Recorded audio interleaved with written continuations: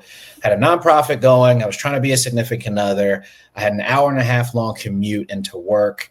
And I was trying to climb the ladder within the federal government, managing cyber defense programs. And there was a moment where I was falling asleep at the wheel. I didn't have enough energy or time to give to my family and friends on the weekends.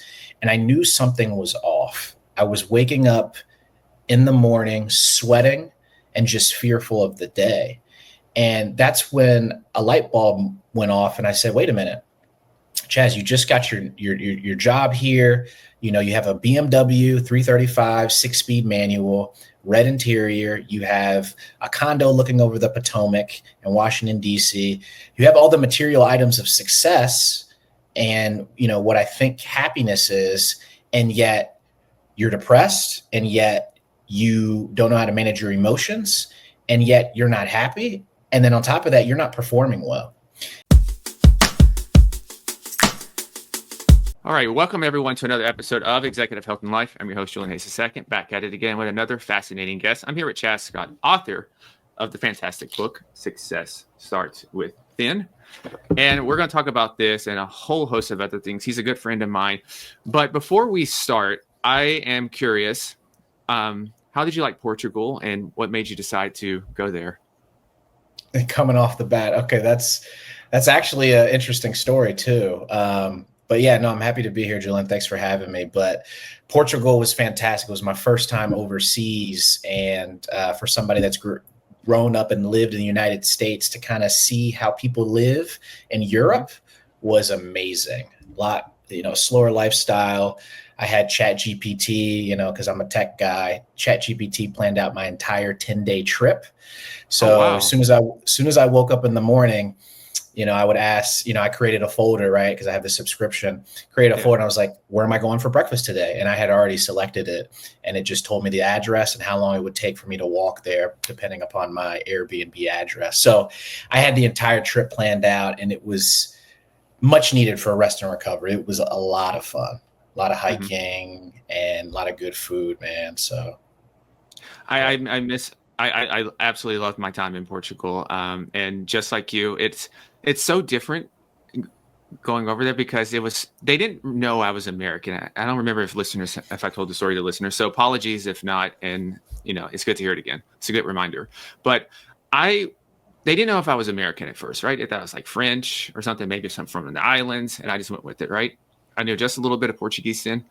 And I gave away my American card, I remember, on a Sunday when I was like, why is everything closed this morning? I need somewhere to go work. And they're like, oh, you're American. Classic. Yeah. That is so classic. Yeah. You really do feel the different lifestyle change. American is very hustle culture, rat race, achievement driven. And you definitely feel it. It's definitely a change there. And it was something that I needed to see, especially with all the work that I do. But to experience it is just something that I think we all need to, and travel more often. So which part did you go to? Yeah, so I flew into ChatGPT, told me to fly into Lisbon, stayed there for 3 days, stayed downtown by the water. Then I took a train to Porto, stayed there for about 3 or 4 days, and then went to Douro Valley for some wine tasting and stuff. And then I took a flight actually out to Madeira. And Madeira is an island off the coast of Morocco. It's a Portuguese island, but a Portugal island. I had never even heard of it. But ChatGPT was like, you should check it out. So I looked at the Google, looked at the pictures. I'm like, there is some amazing hiking out here. It's actually they call it Europe's Hawaii in terms of the hiking and the beaches and everything. So just fantastic views out there. I think I was waking up around 4 a.m. because I was just so excited. Imagine 10 days straight, just being so excited to wake up because you didn't know what the day was. Like that was me for 10 days because of how excited I was. I traveled alone and I just loved it, man. Nice getaway to just not think about getting something done. But as we'll start to learn, my nervous system was trained for it. So yeah. How long did it take you to kind of unwind? Because I remember I went there and I stayed around 6 weeks and I just stayed in Porto mostly. and I just wanted to relax. I just needed time to just relax. And Porto is so small and it's quiet at night. I mean, I love the bridge and I love going across that bridge. But I remember it took me like a good week or two to actually settle into the slower pace of life. I almost had like this anxious energy, like I need to be doing something, I need to be moving or something. I'm so glad you brought that up. So when I flew into Lisbon, matter of fact, the entire 10-day trip, I said, listen, Chazz, you're going out here to rest, recover, and live your life. Okay. Mm-hmm. You have no podcasts on the docket. You don't need to be writing a book. You don't need to be developing any seminars or coaching anyone. Rest. So interesting enough, and I actually just gotten divorced around that time. So I was like, this is a time for me and to enjoy my life. So as I was over there, I flew in Lisbon. I woke up the first morning, Julian, and the first thing my nervous system said, or what I felt in my body, was, I got to do my morning routine. I need to run. I need to meditate. I need to read. I was so focused on like achievement and performance that, my nervous system, because of, growing up in America, growing up as a minority, if you've been taught that you have to work 10 times harder than everybody else in the room, whether you're a woman, whether you're a minority, even if you're like come from a blue collar family, there's sort of these psychological unconscious drive to sort of succeed and perform and achieve. And I felt that in my nervous system when I woke up at 5 a.m., my first day in Portugal. And sure enough, it was funny because after I did my morning routine that morning, I had to take a train to Sintra. Okay. And I looked online. I was like, okay, I'm going to take the 10:30 train. So I'm like, all right, let me shower. Let me get my stuff ready. And I'm basically running around the Airbnb, rushing, trying to make this 10:30 train. My heart is speeding up. I have my Whoop bracelet on, so it's tracking my heart rate, right? And sure enough, I call the Uber. Uber comes pick me up. I walk downstairs, get into the Uber, and I'm like, I forgot my wallet. So I was trying to yell at the Uber driver, I don't have my wallet. I can't, he didn't even speak English. So I felt like an idiot just saying, like, using every word under the sun to say stop. So I get out of the Uber when he finally stops, rush back upstairs to the Airbnb. And I said to myself, Chazz, you're on vacation. You need to live your life. If you miss the 10:30 train, take the 11. And it was that moment where I was like, my nervous system is still caught in this hustle drive, performance and achievement culture. And that was a moment where I knew that I needed to continue to do that type of work, but also, for people that travel and to see that and experience that, I think it's very profound how certain cultures or lifestyles will affect how you rest and the way that you're able to take care of your body. Because as many of you know, we keep hearing these buzzwords like burnout and blood pressure rising and, something called screen apnea, which means people don't even breathe while they're looking at their screens. What? The point is, that's something new. The point is, many high performers are really good at performing and achieving, but they don't know how to take care of themselves. And, that's some of the work that I do to help increase performance, but also make sure that they're in it for the long haul. Yeah. Before we get into that, I'm going to go a little bit into your origin story. I'm curious about this. So you're a military child. Your dad, B-52 navigator in the U.S. Air Force. I'm curious, what has been maybe a couple lessons that you've taken from him that has made you the person you are today? Yeah, so my dad was key in that, and it was mostly his behaviors and his habits that I saw growing up, which were really unique and interesting. Waking up very early, always staying fit, being within the United States Air Force, especially as a B-52 navigator, you have to be ready. I mean, he was in Desert Storm, Desert Shield, moving B-52s, flying them overseas. So, discipline. And not only that, some of his values and his character on how to lead, how to get things done. One of the things I started to recognize, especially as I got older, was like really some of his unconscious habits or some of his things that he does daily that makes him succeed. which I wasn't able to do. Maybe I kind of gotten that unconsciously when I was growing up. But as I started to get older, I started to realize like there's things that he's doing that he got from the military that actually make him successful. Leaders are readers. He was always a reader, very diligent and trying to understand his money. And as now he's about to retire out of he left the military. Now he's a contractor. So, he did well for himself, but it was because he continued to optimize his life with daily habits that contributed to where he is now. And that's what I saw very early in my life. That's interesting. Okay, so I'm going to fast forward now, and I'm going to go to the year 2017. And researching on you, your book, and everything, this is kind of the moment, the fork in the road, it sounds like, where this whole journey took off even more about you hitting burnout. And so let's dive into that moment or that time period for you. Yeah, no, thanks for bringing that up. So this was 2017, and I wrote about it in the book, but in 2017, I had just graduated with my master's in cybersecurity. I have an undergrad degree in computer science, and I was just kind of going into the workforce, trying to climb the ladder, trying to prove myself in the federal government, managing cyber defense programs. Interesting enough, I had a nonprofit at the same time that I was building out, giving mental wellness workshops to underserved youth in Baltimore and DC. So I had a nonprofit going. I was trying to be a significant other.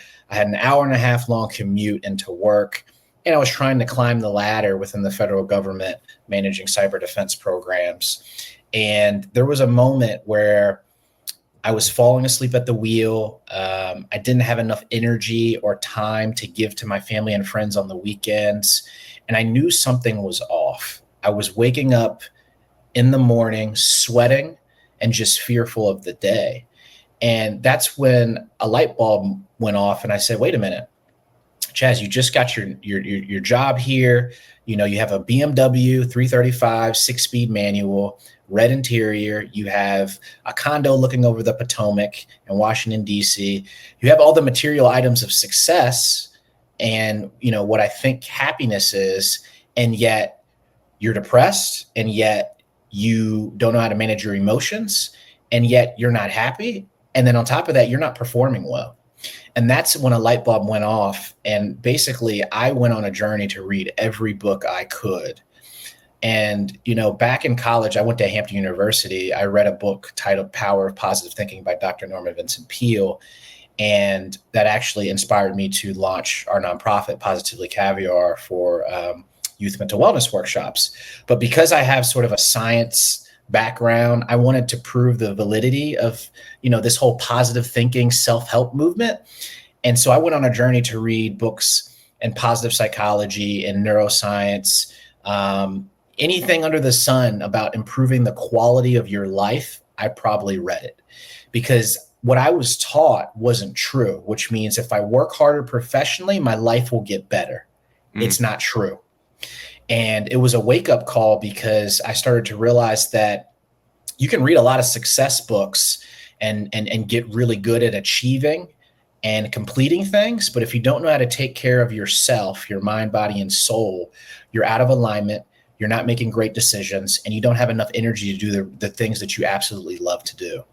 So, like most of the listeners, I've read every book I could from a success perspective: Think and Grow Rich, Psycho-Cybernetics, The Science of Getting Rich, all, The Secret. If you can think of any book, I probably read it. But the point is, all of those success books didn't tie in sort of the importance of well-being and the importance of taking care of yourself for longevity and from a performance standpoint. So leading me into researching neuroscience and positive psychology on how to improve the quality of my life right now, because what I was told wasn't true. So that was kind of 2017. Yeah, I can relate to a lot of this, because I feel like achievement is great, but the appetite only gets bigger. And I think about this, right? Because I met with one of my very first clients, and I was talking about something. She was like, remember when you were just trying to get your first article in the newspaper? Now look at you. And now you're trying to get this other thing, right? It just keeps growing. Remember when you were, when an ultra marathon was so big deal for you. Now it's nothing. I was like, oh, okay. I see the point. She's like, so whatever you're striving for, the goalpost is going to move. So it will probably be wise for you to learn how to enjoy the present moment and do that. So my question to you is, how do we balance being ambitious? Because that's a beautiful thing to have ambition, but still try to enjoy this moment. And that's something personally I'm still trying to work out, because I'm like, man, I need to get this done. I need to get that done. I need to go here. I'm trying to work on this. I don't got time for a lot of this other stuff. How do you manage that? Yeah. So interesting enough, this is some of the stuff that I work on with my clients. And, it's interesting because what I find is a lot of people who want to achieve something, they either want to prove something, complete something, or maybe they're running away from something. And they know they've suffered what it means to, not put food on the table, not provide to their family, and they need to go. They need to push and they need to achieve. So one of the things that I do actually in some of my programming is understand, like, why do you want to achieve? What's the overall intent of you trying to achieve this thing? Because you always hear those stories of people who achieve amazing things, or celebrities who are super rich. They have the material items and yet they're not fulfilled. And what I always like to tell people is, like, what is the point of achieving something if you're not fulfilled and happy? So dialing in on, your overall mission and purpose is critical. Like, why do you wake up in the morning and do what you do? It may be to make money and, have those titles behind your name. But the key is, how does that relate to, your why or your purpose, your long-term vision? Because in my own life, I remember when I published my first book 2 years ago, I already knew this research. So I said to myself, Chazz, once you publish this book, you do know that your mind is going to search for another goal, right? Yep, I know it. So I was already focused on sort of knowing that the mind is always trying to achieve more. So I said to myself, okay, if that's the case, I need to continue along my journey. And that journey is to help high achievers, have a better relationship with work and life. And I'm already starting my next book, right? So I'm not always sort of thinking like this is it. This is the pinnacle. I need to reach this and that's it. I know my long-term purpose, and that long-term purpose stays with me no matter what. And it gets me out of sort of the loop of, if I achieve this, I'm going to be happy. No. You can be happy right now. And interesting enough that, the happiness advantage, there's tons of books and studies on this. I won't dive too deep into it, but if you're happy now, there's neurotransmitters are released and dopamine is released into the brain that actually enhance your mental capacities, enhance your memory, enhance your performance. So if you can focus on sort of the habits that are contributing to your overall mood, your state, your energy, you're not only able to feel good when you're performing, but you're able to sustain it and then actually feel fulfilled in the process. And that's why I always say, it's like, what's the point of working so hard trying to climb this mountain? You reach the peak of the mountain. Not only have you been climbing the wrong mountain, but you haven't been enjoying the journey. What's the point? What's the point of working so hard when you get to the peak and you're not able to enjoy the fruits of your own labor because you don't know how to balance your work life and professional life? I mean, your personal life. So it's all about optimizing sort of systems and habits throughout your day so that you can enjoy your life, but also perform better and feel better. And this is one of the things I talk about in the book. It's like, what's the point of, especially in America, right? We focus so much on doing well that we don't even know how to be well. But if you focus on being well, not only do you perform better, but you feel good in the process. And I'm a true testament to that because, in 2017, I had all the material items of success, but I wasn't feeling good. I wasn't sustaining it. And I knew something was wrong in my body and I knew something needed to change. That's a powerful thing right there. And it reminds me of something that you wrote on, you had an Instagram post almost a week ago where you shared, and I love this. You said, here's the hard truth, working harder won't heal what's inside. And I was like, that really strikes at a chord. And I'm curious when it comes to that and the clients that you talk to, is this something that men struggle with predominantly in greater amounts than women in terms of this aspects here? Interesting enough, I actually see it across the board. So, with my clients, so just for the listeners understand, so a lot of the work that I do is on burnout, employee retention, and sustainable performance. So organizations will bring me in and I'll either do a consultation or a seminar, especially in the healthcare industry, because they're trying to get rid of burnout to increase quality of healthcare to patients. But even in my coaching clients, one of the things I consistently see across the board is literally this unconscious drive to succeed. And I remember this was a professor, I won't get too specific to, be careful, but she's a professor at a university. And I remember her when we chatted in one of our coaching sessions, she said, Chazz, it's really hard for me to take a day off. Like I made 10-year, like I've done all the things that I knew that I could do. She's a second generation American. And, she proved to herself that she could do it. And yet it's hard for her to go on vacation. And there are tons of clients like that, from men to women. And one of the things that I've sort of dubbed from a psychological standpoint is this term called sacrificial guilt syndrome, which means, if you've been taught that you have to work 10 times harder than everybody in the room, if you're a minority, if you're a woman, if you are a person of color, or even if you've just come from a blue collar family and you know that there are people in your family that have sacrificed for you for where you are right now, or maybe you went through some traumas, there is an unconscious drive to succeed. And it's hard for them to rest.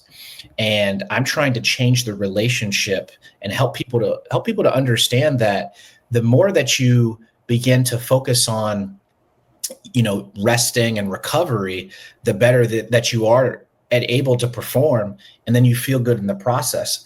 A simple example is sleep. A lot of people feel like they have to sacrifice sleep to get things done. I was that way. And I think all the studies are showing that your brain chemicals are enhanced when you have a good enough amount of sleep.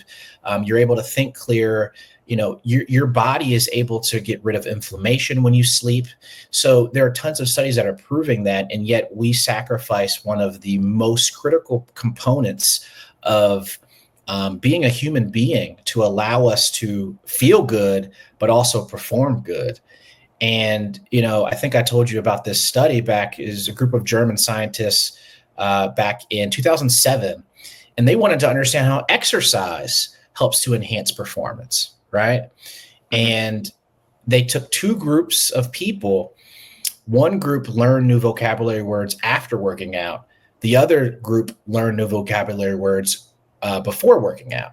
And the group that learned those new vocabulary words 20% faster was the group that learned those new vocabulary words after working out. So what does this say? A lot of people are like, I don't have enough time to take care of myself or work out. Here's the truth. When you work out first, when you take care of yourself first, you're able to accelerate towards your goals faster. Your brain is stimulated. There's something in the brain called brain-derived neurotrophic factor, which means after a workout or aerobic exercise, this neurotransmitter is released into the brain. It's basically like Miracle-Gro for your brain, and it enhances your memory. It enhances your ability to think clearly. So this is why I always say it's like the science is proving that if you take care of yourself first, not only will you achieve your goals faster, with more joy, with more ease, right? It's almost like things just start coming at you once you're in alignment with yourself. You're not chasing. There's some flow and ease to your life. Things get easier and you enjoy the process. So what does burnout mean to you? Because, I write on burnout. I have my own definition, I guess, interpretation of it. And it seems like everybody else does as well. What is burnout? It's a good question. And I think the term, especially during COVID, has skyrocketed like crazy. It has. Yeah. And, I don't really like to get caught up on terms too much. You really sort of feel what's happening to your body. I think prior to COVID, the term burnout was high blood pressure, or the fact that Monday morning, most people have heart attacks at Monday morning because they're afraid of the anxiety of going into their day. I forgot what the study is, but there's a percentage amount of people that have heart attacks on Monday morning because they're afraid of the day and the week. So the point is that it's always been here. Now we just have a term to describe what's happening in our body, which means we need a better relationship with work. We need a better relationship with our professional and personal lives. And if you can start to implement practices and sort of success habits throughout your day, you're able to better manage stress. You're able to make decisions clearer. I'll tell you a quick example. A lot of the work I do, I get called into Fox 5 DC to speak upon some of these topics. And I'll never forget, this was like my third time there, and the studio is in Bethesda, Maryland. So I drove from Arlington up to Bethesda, Maryland, and, I'm pumped up. It's 4 a.m. I'm excited. And I'll never forget, I was going up the elevator, and all of a sudden my breath started to get very shallow. And I was getting nervous. I felt it in my body. I was like, Chazz, what are you doing getting nervous, right? And interesting enough, because I have a tool to fall back on, I was able to get back into state. So I did a quick breathwork exercise, right? And, I give these to my clients and stuff and recordings. And right after I did that breathwork exercise, I got right back into state and I felt good. And I was able to present, proficiently, speak to, I don't know, hundreds, thousands of people that were tuning in, and to clearly articulate the knowledge that I had in my brain without feeling nervous. So this is what I'm talking about. We need to ensure that we have tools to fall back on to manage stress so that we can perform well, but also feel good in the process. And I find that a lot of us have not been taught tools to do so. We hear about them, but how do you implement them daily? And I think that is a critical piece, especially for high performers, as well as sort of your the folks that are listening in who are maybe executives that need to perform well, but also take care of themselves to maintain their longevity as well as their wealth. Yeah. You're speaking on tools, and one of the tools, as I was researching you a little more, is I think you said for like 7 years, which, I'm not going to clap because I don't want to mess up the sound quality here, but I'm going to salute you with the consistency there, that whenever you trust your gut or intuition, you write it down in your notes app. Yeah. So I guess the first question is, what made you start that? I'm glad you picked that up. So, when you start doing all this research on positive psychology and neuroscience, you start to gain more awareness of how your brain and body operate. Mm-hmm. So one of the things that I picked up on was, sometimes we forget either, the things that we achieved or the hard things that we didn't want to do, but we did it anyway, especially during states where we're venturing into something new. We're trying to start a new business. We're trying to start a new habit. We're trying to get rid of an old habit. So you need sort of reminders of the things that you've done in the past. And you and I both know this, right? So we average, now they say 60,000 thoughts. I think there's new studies that say it's 6,000 thoughts. But nonetheless, we have thousands of thoughts that are running through our head each and every day. And many people say that 86% of those thoughts are negative, and many of them are repetitive, depending on who you are. That's what I say, depending on who you are. But the point is, we're always going to the negative side, and sort of the fight or flight, protect yourself. And so I said to myself, well, I need an activity where I can remind myself of what I've done, because I can do hard things, and I can remind myself to do so. So every time I do something where I think I couldn't do it, or a synchronicity happens, or something good happens, I write it down in my notes. And I wrote something down yesterday because I had to do a presentation, but I scrolled down, because you have to scroll all the way down to your notes app. I mean, I was scrolling pages, man. And it's really cool to kind of see those highlights and those successes, to remind yourself, like, you can do cool stuff. Like, you are good at what you do. Don't forget it. And here's a reason to not forget it. And you and I both know how, powerful it is to train the brain. This is something that I'm doing to train myself. The brain's, reticular activating system is constantly searching for information to validate, your nervous system and validate who you are. You want utilize sort of those principles to remind yourself who you are. And during high states of stress or even anxiety or depression, you need to remind yourself who you are. So I've been doing it for 7 years, and sometimes I forget, like I said, some of the things that I've done, but it is a good reminder that I share with some of my clients. Yeah. Yeah. I mean, that's a good practice because, people like us and people listening probably as well, you're always just thinking about what's next. That's probably one of your favorite questions is what's next? What's the next milestone? What's the next benchmark that we're going toward? And so you oftentimes forget all these things that you would have loved to be where you are right now 5 years ago, doing some of the things you're doing, but it's become so normalized to you. And for me, I would say a big part is kind of what we see. A lot of times the content we consume, we probably curate it. And so we're seeing the best of the best. We're seeing outliers. And so we tend to think that that's the norm. So I'm not going to lie. I saw so many entrepreneurs and they're exiting their companies, these unicorn companies, right? For all this amount. And I'm like, man, I must suck because I'm not having the success like this. And then I actually go look at some stats and I'm like, oh, average entrepreneurs in his 40s and, millionaires in their 50s and things like that. I was like, oh, wait a minute. I'm looking at the probably top 5% of the 5%, right? So that to me is a key thing there, is to realize a lot of times that we may be caught in a bubble at times. I'm glad you brought that up, Julian, because the algorithms, especially on Instagram, throughout these social media companies, they're very good at tailoring information based upon the information that you fed it. Yeah. So if you're following a whole bunch of entrepreneurs, guess what? That's all you're going to see. And you're going to think your worldview is just that. And it's not. And I'm guilty of it too. Like I follow everybody from Deepak Chopra to David Goggins. And those two people are in a complete opposite ends of the spectrum.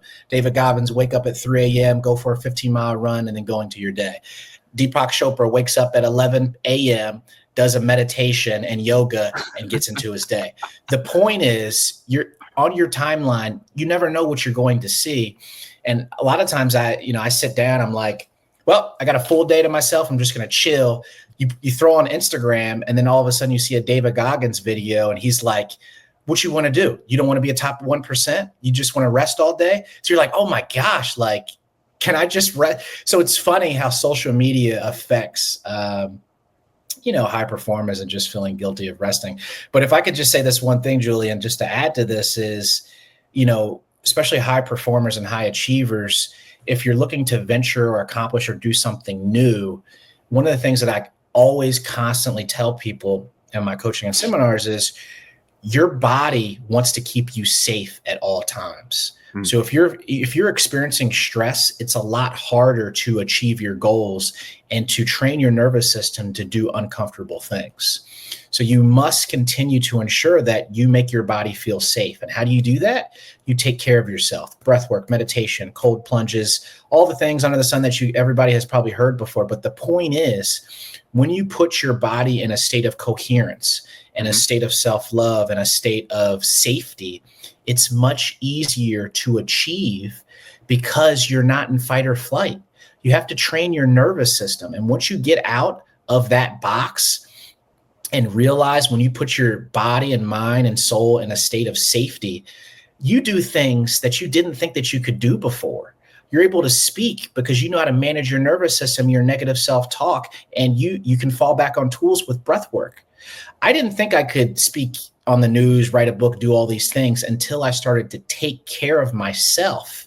And I started to realize that everybody else is not taking care of themselves and is not putting their health forward. So high achievers, executives, it's a critical component in what separates the people that stay in the game and enjoy it versus people that can't do it anymore.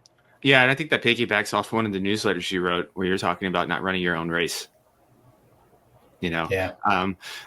How do you get people to start running their own race? I think it really comes down, we talked about it in terms of like purpose and why, but it's so easy to compare yourself, in an organization, on social media, and we're constantly being fed narratives from other people. So we have to get clear on your reason for Why do you do what you do? Why do you wake up in the morning? Why do you want to achieve this? And I think getting clarity on that is so important, because otherwise you're running around with somebody else's story. You're running around with somebody else's narrative, and you forget literally who you are, because your entire self-talk is somebody else's. And one of the things that I started to realize, I started a meditation practice probably about 8 years ago, 20 minutes every morning. I just jumped it up to 25 for this year. But the point is, when I started a meditation practice and I just started to hear myself, I started to understand what I wanted instead of all the other extra noise. And I find that a lot of people can't do that. And this goes back to a quote, I think it's Pascal, where he says, all of a man's problems stem from not being able to sit alone in a room and just be quiet and still. Absolutely. And if you can do that, it's very interesting how creativity bubbles up to the surface, how you're able to perform better, how you are able to be more present with yourself as well as others, which is a key leadership skill in any organization, or, if you want to build out a company. If you don't know how to be present and lead effectively with people, and to be mindful of how you talk to them, how you say thank you, that really accelerates your success in being able to build teams and strategically plan. So meditation, stillness, these are performance enhancers. And we are meant to do these practices so that we can go out there and live a productive, happy, and joyful life. That's it. I'm curious for you, what's your current iteration of why you do everything that you do? What's your mission? Well, it changes a lot, but I think my overall mission is to ensure that, especially high achievers, understand the importance of taking care of oneself. That's it. As simple as that. And I think, particularly in America, but you could say across the world, we've been taught this rat race, this hustle culture, this, you can't sleep until you die culture. And interesting enough, the science is saying the complete opposite, as well as many of the spiritual traditions that have been around for 5,000 years. So some of these traditions have been around for 5,000 years to enhance the quality of people's lives. I think we should pay attention to that. It's only until now science is proving the importance of meditation. But the point is, I really want to illuminate the importance of taking care of oneself, seeking information to realize that you can improve the quality of your life. You don't have to stay stagnant. You don't have to have that self-limiting belief tell you that you can't do that. You don't have to have your negative self-talk tell you that you can't accomplish or achieve that goal, or even, think that you can go talk to that beautiful woman across the park, right? Or, that potential husband or boyfriend. The point is, there are ways to enhance the quality of your life. And if you go seek those resources, your life gets better now, not in the future. We focus on the now, and then the future just happens as it should. Yeah. And I think another good thing, especially from a psychological standpoint, is releasing, I forgot how you phrased it, but I'll do this, or I'll be happy, when this happens, all these conditions on different aspects of our life. And also, I think let's see, what were you talking about? You were talking about I remember now. You were talking about not being where we think we should be, feeling like that. Like, so say I'm almost 40. And interestingly enough, I don't mind sharing this. I was talking with a friend, right? And it's ironic. I was like, I'm almost 40. I thought I would have a family by now. And he's like, I'm almost 40. I didn't think I would be so out of shape already. And so we're laughing, but he has the big family and everything, and I'm like, man, that's it. And then I'm in, thank God and everything, I'm in very good shape. And so we're looking at each other like, man, that's awesome that you have that. And I'm like, oh no, that's awesome that you have that. And we put all these conditions on there. So I'm wondering, for yourself, did you ever struggle with this thing of like, man, I thought I would have this by now, but I don't, and I feel bad, et cetera, et cetera? 100%. And very early sort of in my speaking coaching career, you start following sort of a lot of people that are way ahead of you. And you start to think that, you're supposed to have that same success, because the mind really the mind really just is searching for information, because of this negative self-talk that we have the propensity to have. But yeah, you have to have perspective. Like when you're comparing yourself to others and everybody else's timeline, you forget that, some people may have put in more hours than you have and much more time that you have. For me, as I started to compare myself to other authors and speakers and other leaders, I forgot that not only have they started, much earlier than I have, but, they probably have access to information that I probably don't have. So what do I need to do? Maybe I just need to go find the information that they have and adopt those same habits. And it's interesting, once you start to reprioritize and focus on yourself, you start to enjoy your life and not get so caught up in other people's timelines. When I started writing my book, Success Starts Within, I started to sort of understand sort of this importance of having a morning routine, and, identifying sort of success habits, right? And one of the things that I found was a lot of celebrities, from Obama to Melody Hobson, from, The Rock, Mark Wahlberg, a lot of people who are highly ambitious and successful have a morning routine. And I said to myself, well, I'm depressed, I have anxiety, I'm stressed, and I'm fearful, and I'm waking up in the morning. If I want the same success that these individuals have, that means I need the same habits. And if I'm comparing myself to their success, I need to make sure I'm doing the same things that they're doing for me. And interesting enough, when I flipped the script and I said, what am I doing that's contributing to my own success instead of comparing to somebody else's, I started to focus on my own journey. I started figuring out what works for me, right? I'm not going to wake up in the morning and read a book, because guarantee you I will fall asleep. So what does work for me? As soon as I wake up, I go for a mile run, right? So I got to figure out what works for me and identify success habits that people have used time and time and again that make them happy and healthy and successful, and utilize those principles for myself so that I'm not constantly comparing myself to somebody else. I'm focusing on who I'm becoming, not who they are, but who I'm becoming. And that flip in terms of that script, and I do it still now, to make sure that I'm focused on me, not on them, in terms of who I'm becoming in my own journey. So I think it takes some time, but the practice is focus on yourself and understand their success habits, and then replicate them and see what works for you so you can enjoy your journey. And I think this sounds almost like, I believe it was chapter 6, and you're working toward ascension there, right? Some of this part right here. What's childlike faith, and can we get that back? Yeah, I think a lot of the listeners will kind of enjoy this. So I'll talk about a story real quick. My father, he was stationed at the Pentagon, I believe, when we were living in Virginia. And I was still young. I remember having this toy, and it was fall time frame. And I was with my grandfather, and we happened to be outside, I think in the back porch, and there was leaves on the ground, but I had dropped the toy. I had dropped either the toy or the batteries of the toy in the sort of grass area where the leaves were.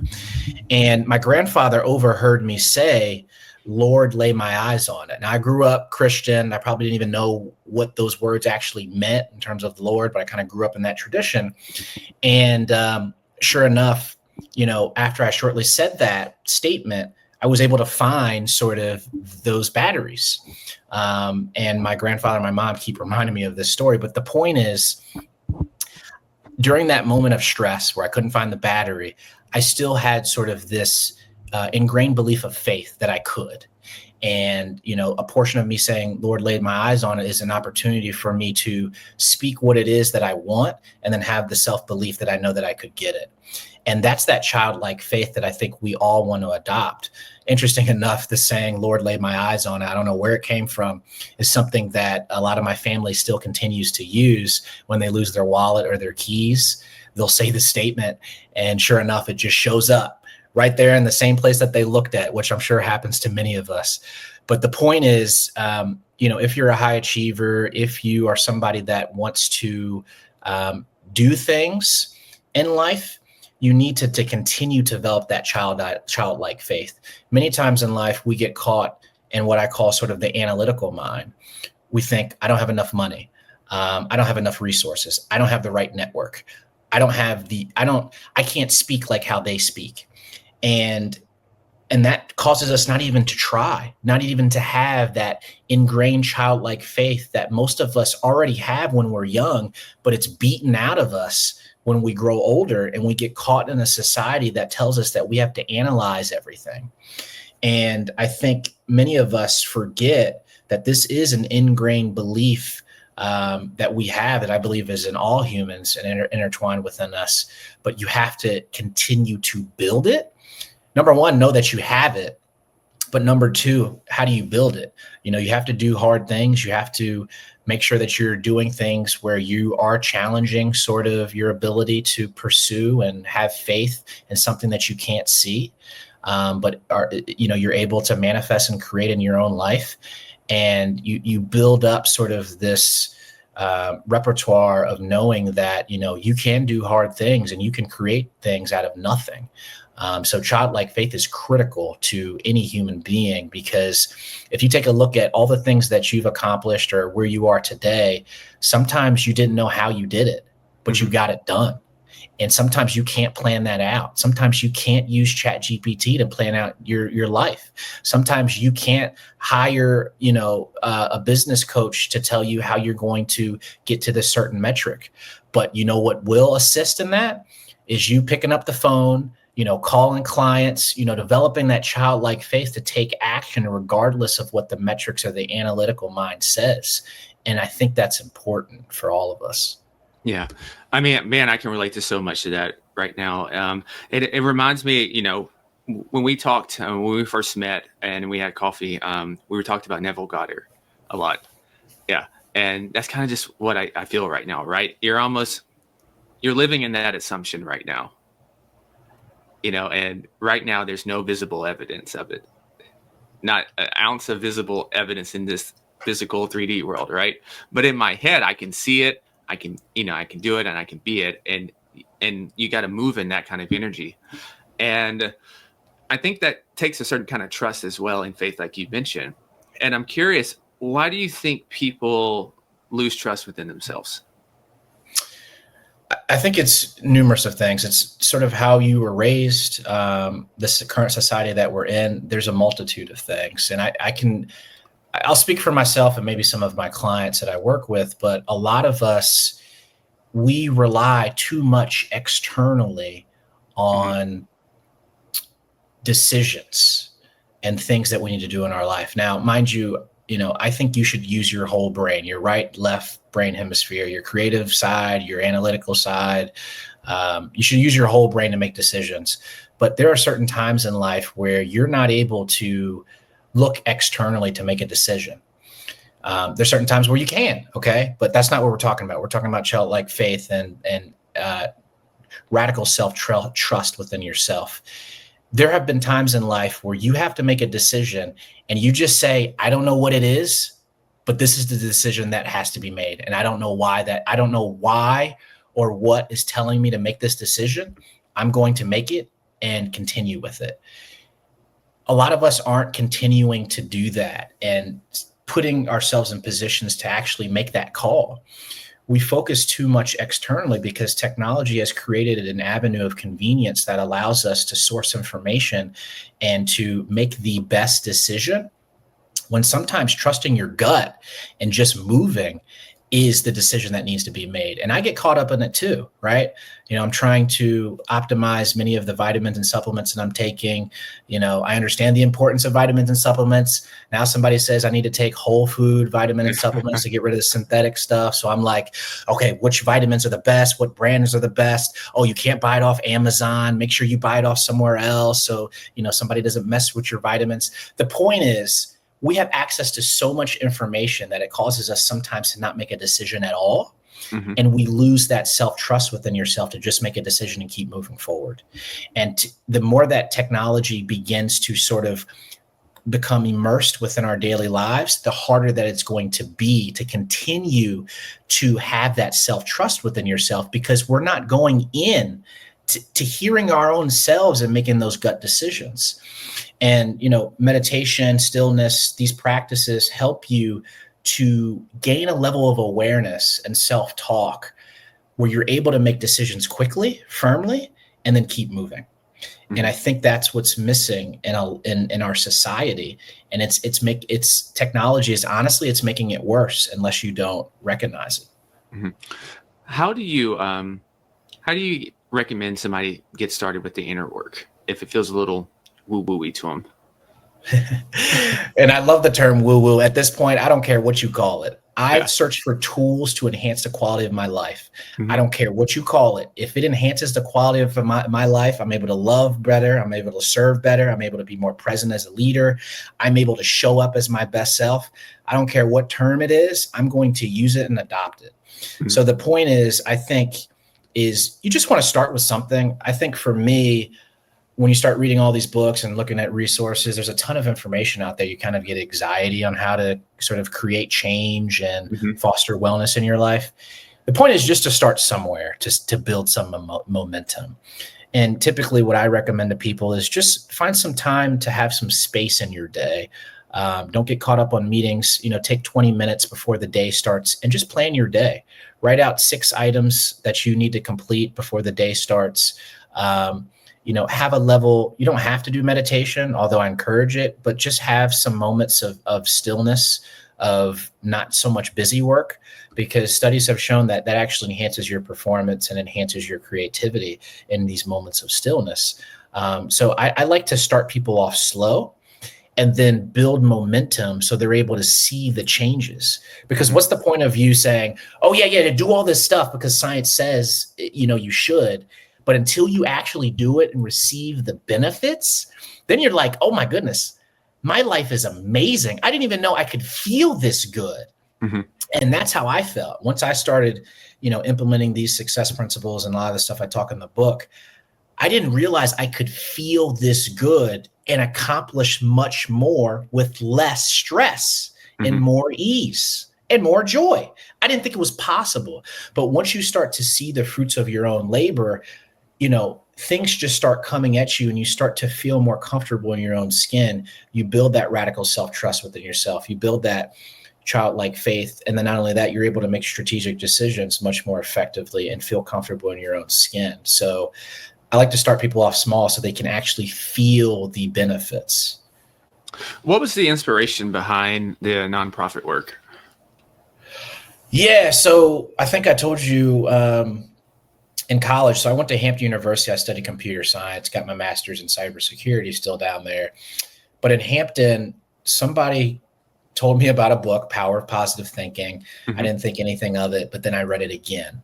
And once I read that book in school, it completely changed how I showed up as myself. And the reason why is, unless you go seek this knowledge, you don't often realize how your results show up in life. And your results show up in life based upon how you think. Okay. It's thoughts, actions, habits, character, and destiny. Everything begins with a thought. And I think a lot of those principles definitely not being taught in school, but for most of the listeners probably have read many of these success, self-help books. They always talk about sort of your thoughts and what that actually means and how it enhances your life. But it changed my life because I started to realize that not only do I have more dominion over my life than what I thought I did, but I can actually change my circumstances. And once I begin to change how I thought, right, it sounds super like woo-woo positive thinking, right? But the point is, when you change how you think, you change how you show up as a person. And you're able to think clearly, you're able to stand up for yourself. And that's what began to change in me in school. And I said to myself, wait a minute, I got to give this type of stuff to youth, especially underserved youth in Baltimore and DC. And we sort of shifted it, more so related to positive psychology, which was started out at UPenn by Martin Singelman, on how to ensure that we're able to take sort of these studies from positive psychology and say, okay, here are the things that a happy, healthy, and successful human being are doing, and let's replicate that. Psychology, Sigmund Freud, a lot of people don't know, psychology was brought up as a field of study to figure out what's wrong with a human being, replicate those studies, and then push that material out. Positive psychology flips the script and basically says, what is a person that's doing that is happy and successful, and is sustaining their performance? What are the qualities and what can we get from this scientific study as we study them, and then replicate that and give that out to the masses? So, we've been implementing sort of these workshops for the past 7 years to really give kids the ability that they can manage stress. They can change how they feel through, yoga. We bring in nutritionists to come out to teach them how food affects their, how they feel. And then also we do, teach them meditation.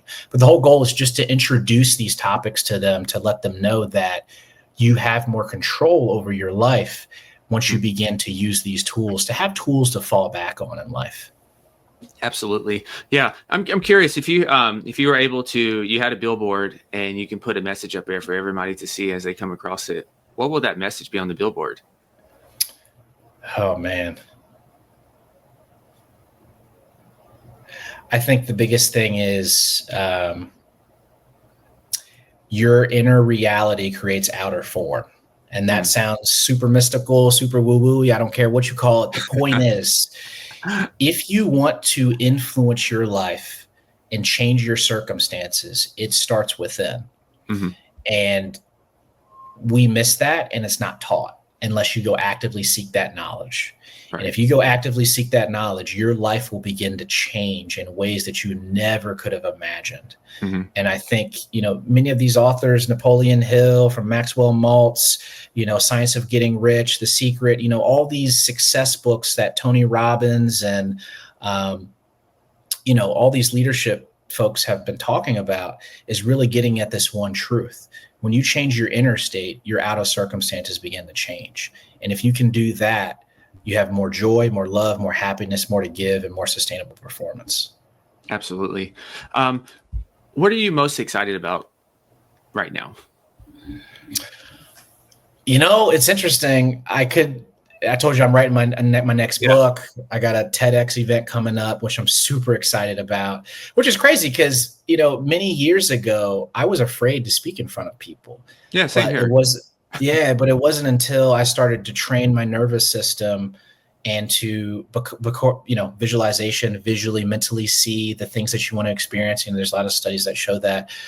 Just the fact of me saying I'm excited to do a talk is new. And this is an affirmation for anybody that's listening. Sometimes when you think you can't do something, there are tools to help you alleviate sort of that mental confliction that make it easier for you to accomplish things, that actually get you to see that you can do it. So the point is, I'm just excited about becoming better at who I am, and then helping other folks that are on that same journey accelerate their performance, accelerate their joy, or have more joy, and just help leaders really achieve more but stress less, because we have to build societies where people realize that they have more dominion over their mind and body than what they think they do. Because if you can have more dominion over your mind and body, you have more dominion over your circumstances in life, which is key.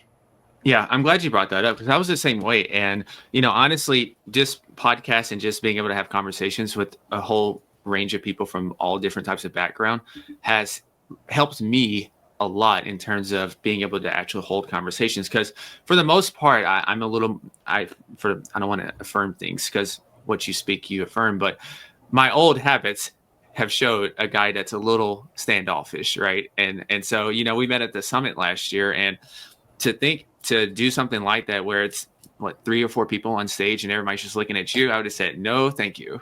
No way.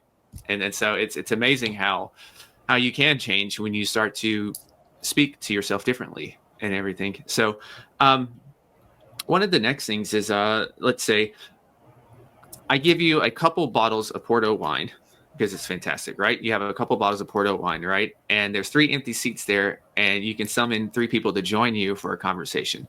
They can be dead or alive, but they can't be family or friends. What 3 people would you invite there for a conversation? It has to be 3? Okay. I can rat them off very, very quickly. Okay. One of those happens to be Eddie C. Brown. He started the second African-American asset-owned investment firm in America. He's a personal mentor to me. Huge philanthropist. Started out of Baltimore, and my grandfather did work with him, and now he's a mentor to me. But the reason why I bring him up is because he is very successful and very rich.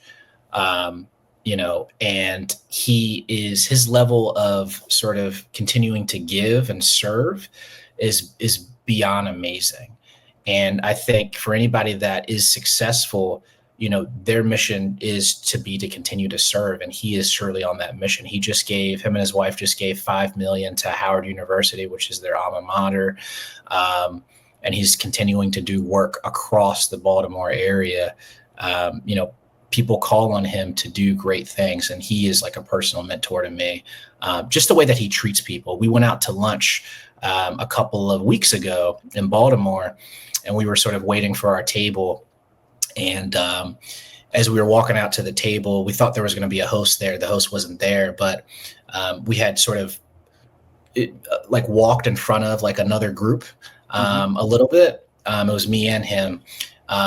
And he turned around, he said, "Oh no, I'm so sorry. I didn't mean to do that." And I picked up on that, how do you treat people? You know what I mean? And I think that's critical for anybody who's a high achiever, especially anybody of that status of wealth. So that's number one, Eddie C. Brown. Oh my goodness, man. The other one is definitely Richard Branson. The reason why I love Richard Branson is because he has this philosophy of serious fun. And, because of the work that I do, it's so important to enjoy your life and actually have happiness, because that actually enhances your performance and creativity. And the things that he's done with Virgin is truly amazing. Virgin Airlines, Virgin Voyagers, his cruise liner, it's amazing to see his performance, but also to see him actually enjoy life on a continuing basis. Like, that's the life that I want to build, and help people realize that you can have both. You can enjoy your life, but also perform at the same time. So that's another one. And then last but not least, he's something that I stumbled across, and I think you might find interesting. And I just added him to the list. His name is actually Kevin Trudeau. He actually came out with a book many, many years ago. Can't remember the name, but it was all about sort of disrupting the healthcare system and ensuring that, you could maintain sort of dominance over your own health.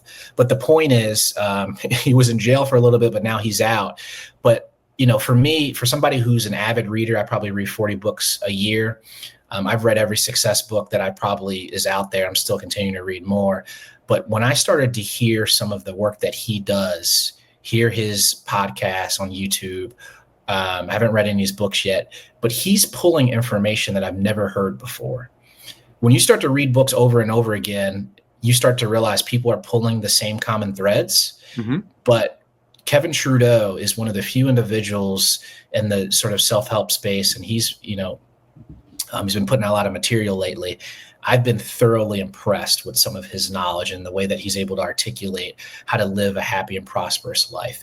And he's not pulling it from anybody else. He has the lived experience and unique opportunities that I think a lot of high achievers would be interested in learning more about. So I just added him to the list because I've been thoroughly impressed, and I've studied all of them. All of them. And he is one that I haven't heard some of his knowledge before. So I'm going to look up, I know Richard Branson, but I haven't heard of the other two guys. So I'm going to research them. They sound like very awesome people to research and everything. So I'm looking forward to doing that. So this is a selfish question. I love to, it kind of reveals about the personality, but it also sometimes they name people that I don't know about. And so I get to have more homework and go learn. So true that. But man, this is a great bookend. That's a great bookend for the question here. This has been an awesome conversation. We could have done Joe Rogan style where we do 3 hours of conversation. We probably could have had a whole hour just talking about Neville Goddard and spirituality and all that kind of stuff. And so where can listeners keep up with you at? Yeah. So, I have a website, chazzscott.com. That's CHAZZSCOTT.com. If any of you are interested in the work that I do, or even my book, I actually have a free chapter to the first chapter of the book that you can download on my website. So that's chazzscott.com/free chapter. And you get the entire chapter for free. I just want to provide sort of this knowledge and these tools to people. And then you can follow me on Instagram at Chazz Scott, Chazz C Scott, at Chazz C Scott, on all social media platforms where I kind of produce all of this stuff. And I also have a newsletter, LinkedIn, as well as personal one, called Beyond the Hustle, to help people achieve more, stress less, and not feel guilty for resting. Yeah. Awesome to hear. I'll have all that in the show notes. I can speak to his newsletter and his book. They're both fantastic resources that I'm pulling a lot of value from as well. Chazz, once again, it's great talking to you. Thank you so much for joining me. Listeners out there, stay awesome, be limitless, and as always, optimize today so you can lead tomorrow. Peace.